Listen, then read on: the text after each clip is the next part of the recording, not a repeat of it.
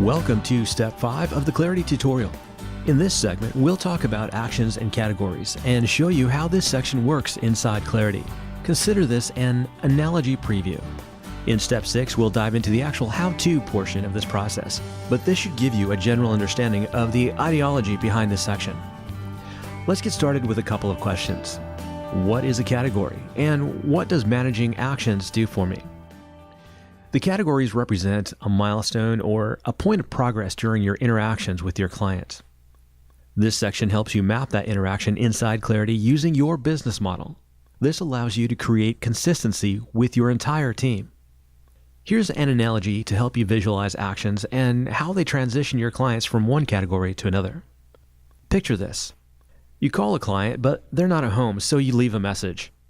"Hey Bob, this is Jay. When you get a minute, give me a call back. I have something you might really like to hear." An hour later, Bob returns your call. "Thanks for thinking of me, Jay. Tell me what's going on." So you tell Bob about this great new program your company has to offer, and it works well with his goals. So Bob takes you up on the offer.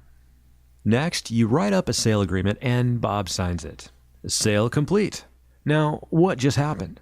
Well, that was a process that cleared several milestones, and we'll use actions and categories to define that process. We all have a way of doing things. Defining your actions and categories lets you map your process. It spells out how you do business so there's no mistake about what you expect to happen next. Let's break this down a little more and see how Clarity views this process. Back to the previous example. Let's say Bob's name came up when you started to work with a list of potential clients. Call this first step the new lead category. Sometimes we call them buckets because it's a bit more visual. They contain a virtual list of clients that have reached this point of progress through your system or your workflow model. The bucket will contain this group of uncontacted potential clients. So now you have time to start doing something with the clients that are in this bucket. This is an action moment.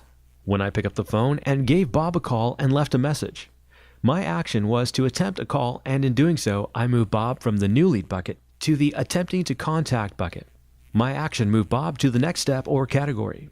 The categories are where the clients reside until an action moves them to a new category. Later, Bob and I got a chance to talk. My next action was a second call, and we communicated. In doing so, this action moved Bob's status or point of progress from an attempting to contact status to a contacted status. So now we move Bob to the contacted category or bucket. After our talk, Bob agreed to a program option that worked for him. So he moved swiftly to a working file category or bucket. Later, Bob came in and signed an agreement, and everyone is happy and done. This action moved Bob to a completed category. Is this making sense? Each step or category lets you group your clients in that bucket. Depending on how well you set this up, you'll be able to see where your clients are in the process of your workflow model. You can see how many prospects start the process and how many make it to the completed category. Breaking down your workflow like this will give you a clearer picture of how your business is doing and perhaps where you can do things better. It can also help your people follow a structured pattern for your business. This is a tool you can use to help keep your team synchronized and together. Think of it as if you were telling someone how you work with a client, beginning, middle, and end. Now picture being able to actually track and watch how well your team follows that process. This process is called your workflow model. Although this example was basic, Clarity can be as complex as you want it to be. So now let's move on to the Manage Pipeline section in Step 6 and configure the first set of categories and actions.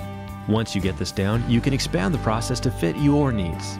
Again, please feel free to contact support with additional questions, and thank you for building your network with Clarity.